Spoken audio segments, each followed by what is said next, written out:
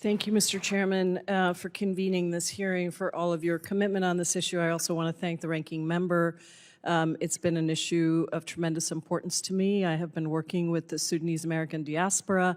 In 2020, I was on the congressional delegation that went at a moment of great hope, I think, when we thought that we were potentially going to have a real democratic governance in Sudan, and after the courageous civil society effort to overthrow the dictator.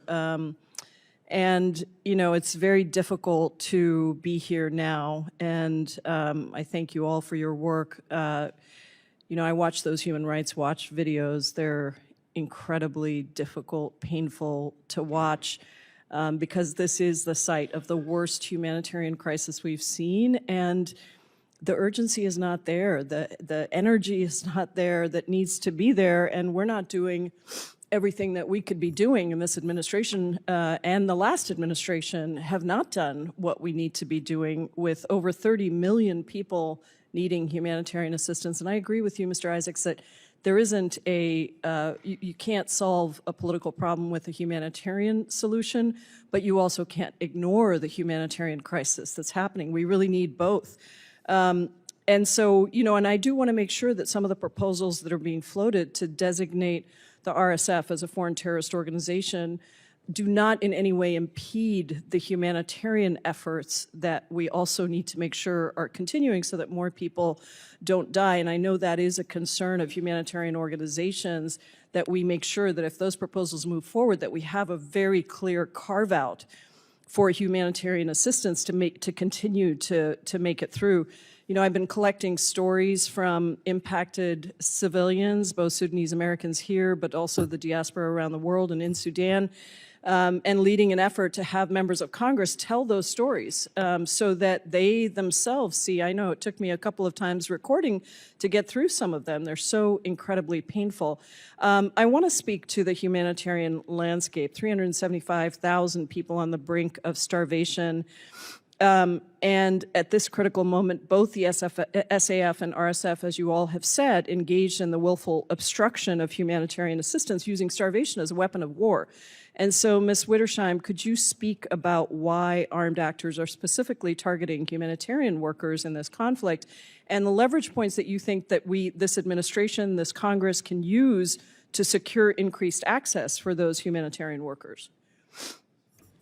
Well, I'm going to call on Ken to also respond to, because of his expertise in the humanitarian field. I would say over the course of working and learning and trying to respond or help with the U.S. policy on Sudan for so many years, food has often and for generations been a weapon in Sudan. The Bashir government used it against South Sudan. They cut off airdrops and they manipulated food aid. There's probably not one militia or armed actor in Sudan, and at the time South Sudan, when it was still one country, that hasn't learned how to use food as a weapon against their people. So this is a common, tried and true tactic to also cut off humanitarian assistance. And frankly, to Ken's point and to what I think is getting recognized clearly by the committee, that humanitarian assistance isn't a political solution, but it does kind of keep the international community fixated on the humanitarian and not doing the hard work on the political solution. Sure.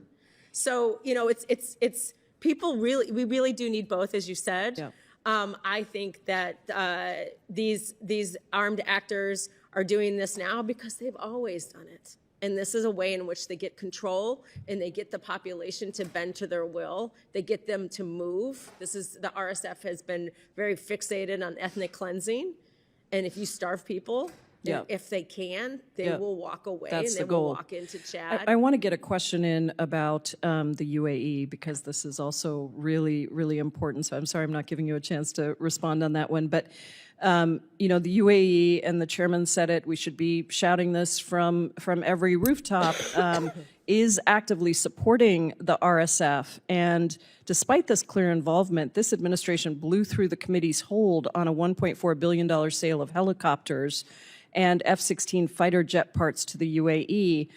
And we're continuing to announce new arms sales to the UAE. So what signal does it send to the UAE when the United States continues to provide them with military equipment despite the well-documented record of providing weapons to the RSF? And is it possible that American weapons sold to the UAE could end up being used by the RSF in Sudan?